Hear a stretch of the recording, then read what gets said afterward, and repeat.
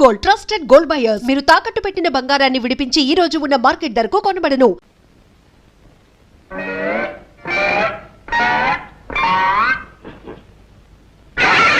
అదే అమ్మా అదే ఏం లేదు నాన్న దోమలు దోమలా దేశంలో ఎక్కువగా ఉన్నాయి దోమలు.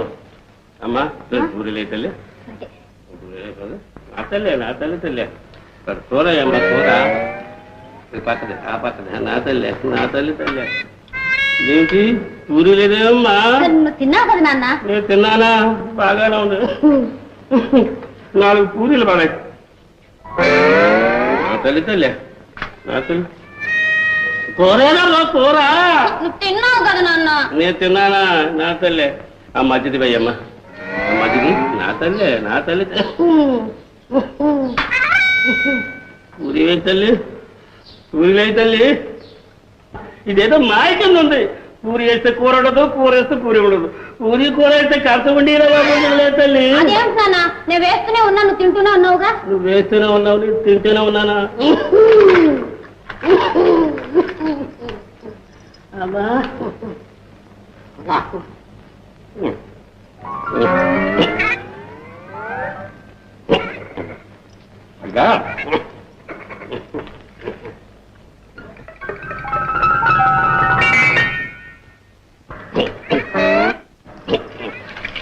నా తల్లి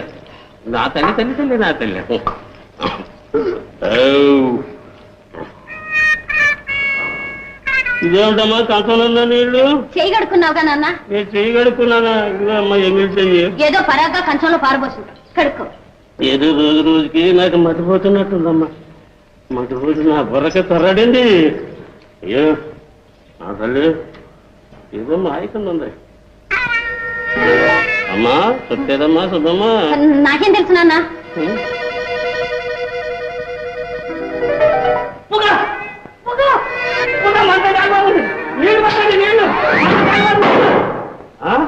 నువ్వుట్రా ఈ నువ్వుట్రా కంచగాది నిన్ను పాటు పెడతా. నాన్న వద్దు నాన్న, పట్టక నాన్న పాపం. అయ్యుండి ఆయాసంగా ఉంది, ఎవరి దగ్గర? నువ్వు అడిగివా?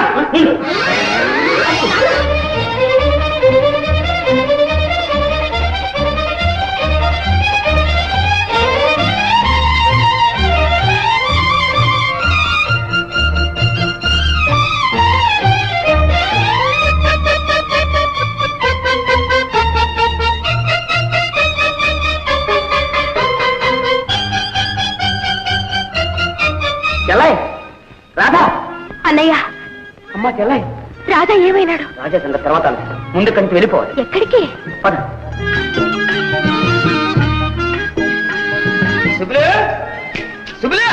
ఎవరన్నయ్యా? ఎవరేమిటి నీ మొహం? నాకు కాబోయే కిరికిరి. నువ్వా? మా నాన్నడి? మీ నాన్న అలా వెళ్తే ఉన్నాడు. ఆ తర్వాత చెప్తాను కానీ ఈ అమ్మాయి నా చెల్లై కొన్నాళ్ల పాటు మీ ఇంట్లోనే ఉంటుంది. ఈ సహాయం మొత్తం నాకు చేసి పెట్టాలి. ఇందులో ఏం కిరికిరి లేదులే. అలాగే రామ్మా. వెళ్ళు.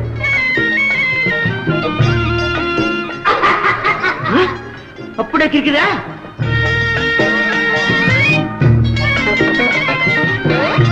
అమ్మాయి సుబ్బులు వాడు ఎక్కడా దొరకలేదమ్మా. ఆ దొంగదారి చేతికి దొరుకుతాను వాడు గోప గీ అనిపించు. ఎవరి అమ్మాయి?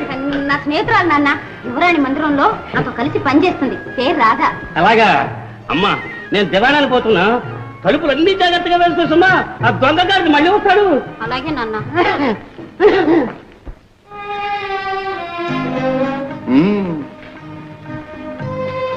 ఒక్కరోజు రాదు, వేషం సరిపోయింది. మరి నటన? స్వయంగా యువరాజుల వారిని గమనించావుగా? ఓహో మంత్రి గారా, రండి దయచేయండి. ఏమిటారండి కష్టపోయారు? అదే రండి. వీరు మన ఆత్మీయులే. ఈ సృష్టిలో ప్రభువు ప్రజా భగవంతుడికి అంతా ఒకటే కనుకనే వీరు మనలాగే ఉన్నారు. ఏమంటారు? తమరు ఏకసంతగ్రాహులు యువరాజా. యువరాజా అని ఎప్పుడే అనకండి, రాజా అంటే చాలు. చూడండి, యువరాజు గారిని ఇక్కడ ఉంచితే ప్రమాదం. అందుకే యువరాజుల వారిని రహస్యంగా చిత్రదుర్గం చేర్చే ఏర్పాట్లు చేయించాను. వైద్య మహాశయ, మీరు వారితో వెళ్ళి దగ్గరే ఉండి చికిత్స చేస్తూ ఉండండి. కోటలో వ్యవహారాలు ముగిసిన వెంటనే మేము వచ్చి కలుసుకుంటాం. అలాగే మంత్రి మహాశయ.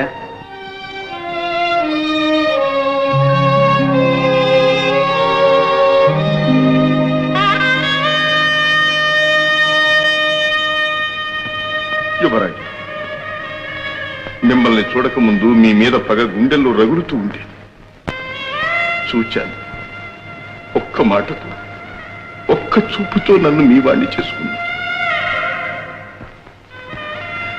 మీ మీద జరగబోయే అన్యాయాన్ని అరికట్టడానికి నేనొక్కడిని పెడుతున్నాను. ఈ పరిస్థితుల్లో మిమ్మల్ని వదిలి వెళ్ళటానికి మనస్కరించటం లేదు, కానీ గచ్చంతరం లేదు. సెలవు.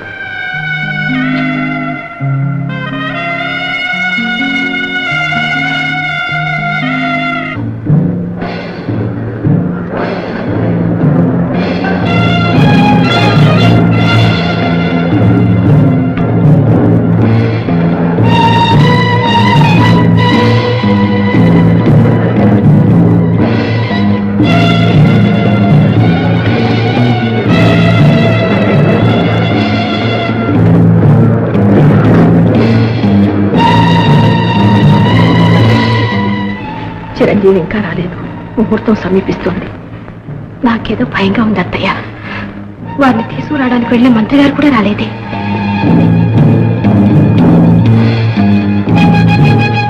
అమ్మా మహారాణి గారు, ముహూర్తం ఆసనం అవుతుంది. యువరాజు గారు ఇంకా వస్తారు వస్తారు. ఏదో ఆటంకం కలిగి ఉంటుంది. ఆటంకం అట ఆటంకం. ఎవరికి తెలియనవి? అమ్మాయిలు, త్రాగుడు, అవే ఆటంకాలు. ఎక్కడో తప్పదాగి చిత్తుగా అమ్మాయిలతో పడి ఉంటాడు. రాజ్యాభిషేకం అని తెలిసేట నిర్లక్ష్యం చేస్తే రేపు మన బాబులేం చూస్తాడు? ఈ ప్రతాప సింహుల వారు ఉన్నారే, నిప్పు లాంటి వారు. మన యువరాజు కంటే 1000 రెట్లు యోగ్యులు. వారికి ఎందుకు పట్టం కట్టకూడదు? నాక పట్టాభిషేకమా? తమ్ముడు జయంతుకు జరగవలసిన పట్టాభిషేకం నాక?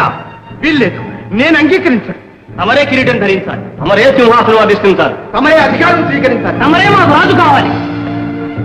అయ్యా పురోహితులు వారు, ముహూర్తానికి యువరాజు గారు రాలేదు కనుక ప్రతాపసింహుల వారికే పట్టం కట్టండి.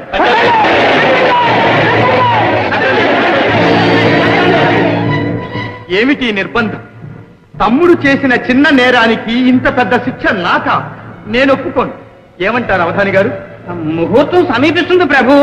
ప్రజావాక్యంతు కర్తవ్యం అన్న ప్రజల మాట కాదనకూడదు. మీరు అంగీకరించాలి మామూలుగా. సరే, ఇంతమంది బలవంతం చేస్తున్నప్పుడు కాదనడం భావ్యం కాదు.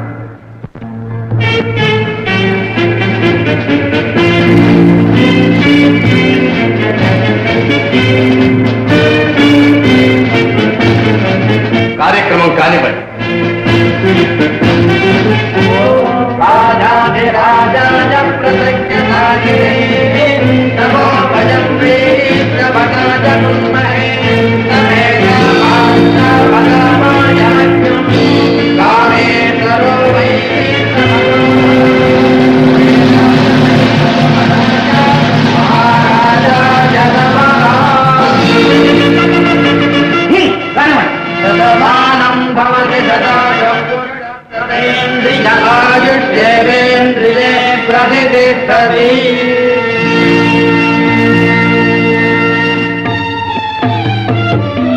అనంతం గారు, ఆశాభంగం కలిగించినట్టున్నాం. సభ వారందరూ మన్నించాలి. కోరి ఆలస్యంగా వచ్చాం. ఎవరెవరు ఎలా ప్రవర్తిస్తారో చూడాలనిపించింది. చూశాం.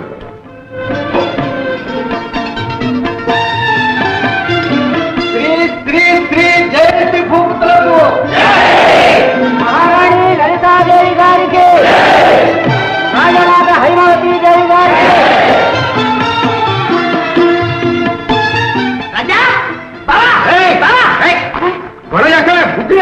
గుడ్డులా ఇదేంటే ఎక్కడికి అట్లా అనుకున్నా? మా బావ రాజ్య మాట్లాడుకున్నా.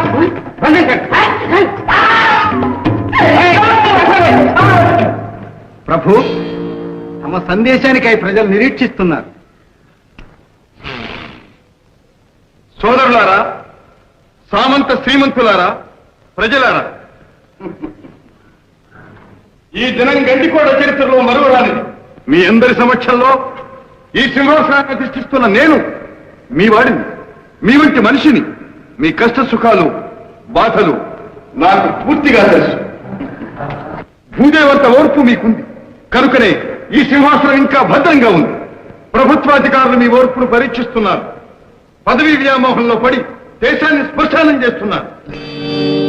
అధికారంలో ఉన్నవారు ఆ అధికారం నిలబెట్టుకోవాలని, అధికారం లేనివారు అధికారంలోకి రావాలని కొట్టుకు తెస్తున్నారు. ఆ మధ్య ప్రజా శ్రేయస్సును విస్మరిస్తున్నారు. ఒక సమస్యను పరిష్కరించడానికి 10 సమస్యలను సృష్టించి గారడీ చేస్తున్న ఈ స్వార్థపరుల మూలంగానే దేశానికి ఈనాడు అనర్థం వచ్చింది.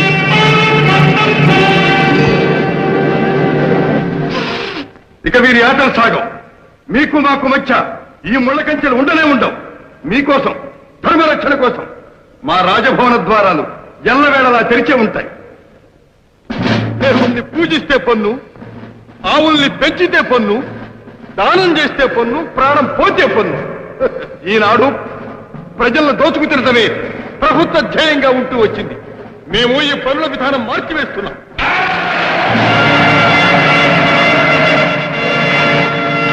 పంట భూముల పైన పంటలు పుట్టితేనే పన్ను, పంటలు పండకపోతే పన్నులుండవు.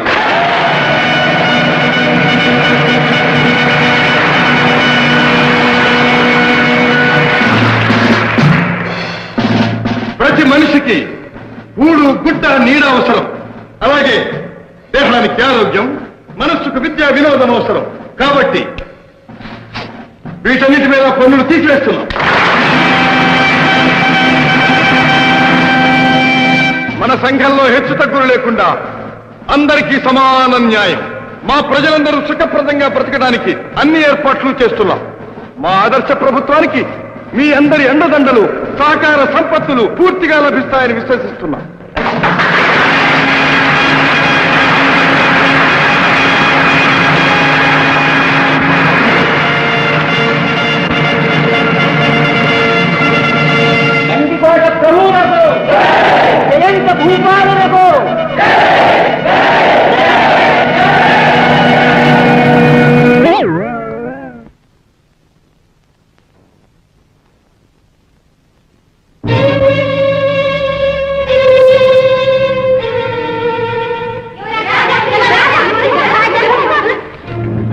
నేను యువరాజులు కాను. మహారాజా? అవును, నేను ఇప్పుడు యువరాజులు కాను, మహారాజు. దగ్గరకు రాకండి. అన్నం గారు, వీళ్ళకి వెంటనే పారితోషికాలు ఇచ్చి గణించి పంపించండి. మళ్ళీ వీళ్ళు ఇక్కడికి రాకుండా చూడవలసిన బాధ్యత మీది. పోండి.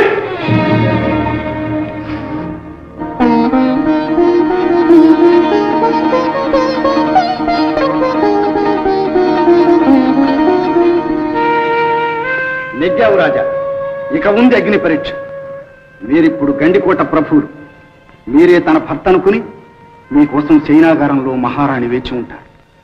రాజవంశ గౌరవం, అంతఃపుర మర్యాద ఈ గండికోట రహస్యం. నువ్వు కాపాడతావని నమ్మకం నాకు. అంతకంటే ఇంకేం చెప్పలేను రాజా.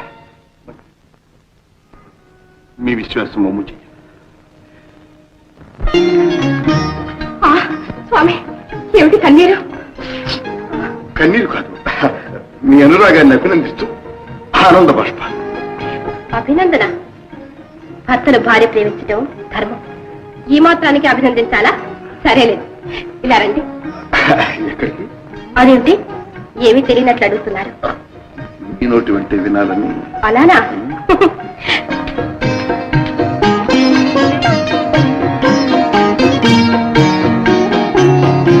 స్వామి, ఏమిటి వెళ్ళిపోతున్నారు? ఏమీ లేదు, అలా చల్లగాలికి.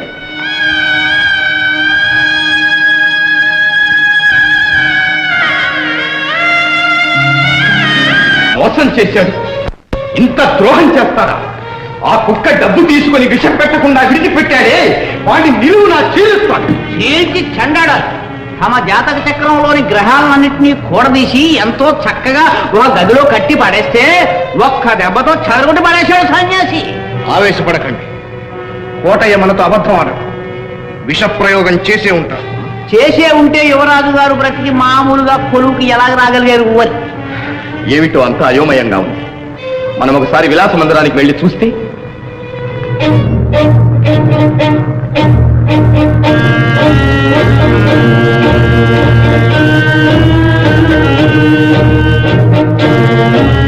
ఎవరు ఉన్నట్టు లేదే. ప్రభు కోనే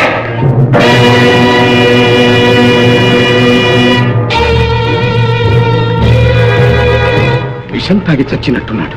ప్రభు, వీడు చనిపోతూ ఏదైనా వెల్లడి చేసుంటే? చేస్తే విషప్రయోగం జరిగిందన్న సందేశం మనకెవరు పంపుంటారు? మహామంత్రి మామూలుగా ఏదైనా మంత్రాంగం నడిపిస్తున్నారేమో. ఏమైతేని చేతికి చిక్కింది అనుకున్న అదృష్టం జారిపోయింది. జయంతికి విషయం తెలుసుంటే?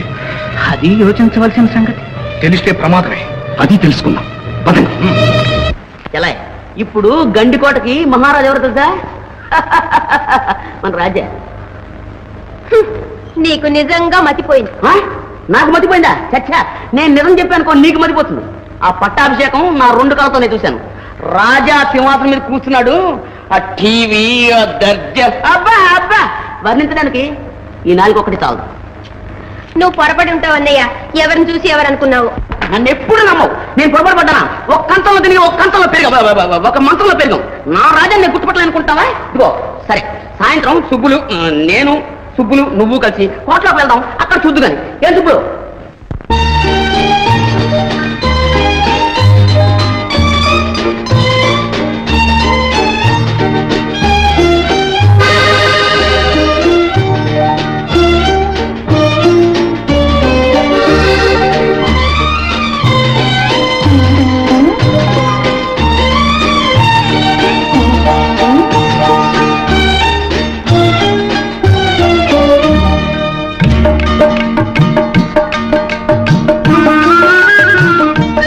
ఆహా, ఆ ఇంద్రలోకం నుంచి ఈ మందిరానికి సాక్షాత్తు రంభే దిగి వచ్చినట్లు.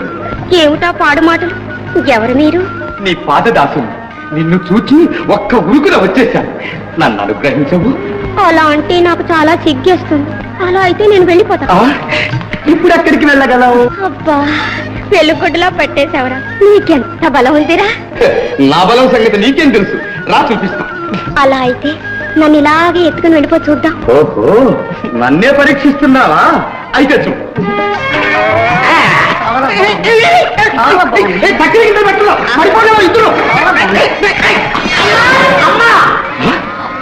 ఎవడా నువ్వు? ఆ పిల్లకరా?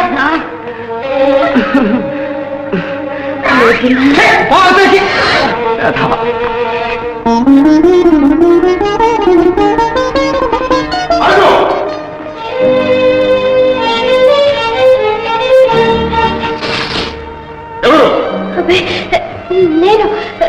మీరు మీరు తమరు? ఏం కావాలి? నా బావ కోసం వచ్చాను. బావా? వాడెవడు? ఇక్కడ ఎందుకుంటాడు? అవునవును, ఇక్కడ ఎందుకుంటాడు? పొరపాటేంటి, మన్నించండి.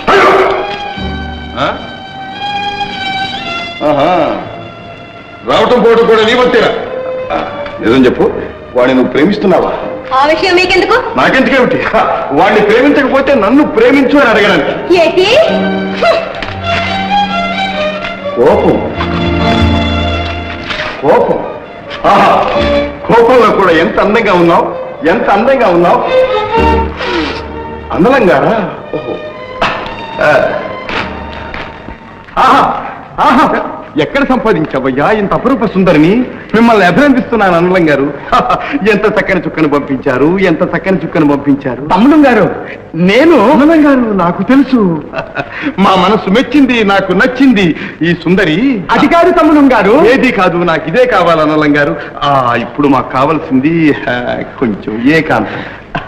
తమ్ముడు గారు, ఓ అదండి అన్నలం గారు.